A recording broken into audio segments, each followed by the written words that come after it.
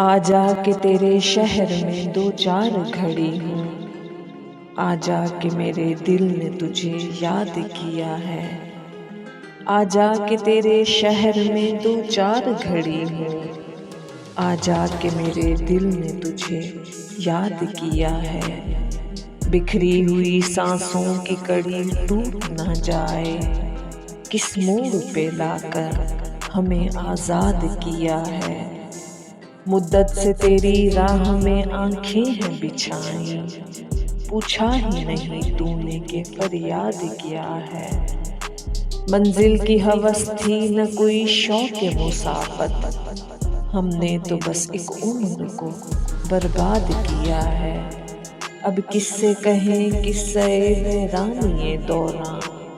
किस शख्स ने इस शहर को आबाद किया है। पहले तो सिखाया हमें महरो वफा का फन। फिर वक्त ने खुद हमको ही उस्ताद किया है। जिस दर्द को सीने में छुपाए रखा हमने, उस दर्द ने अब लहजे को औलाद किया है। दुनिया में कहाँ पहले कोई रस्म वफा थी। हमने ही ये दस्तूर भी ऐजाद किया है।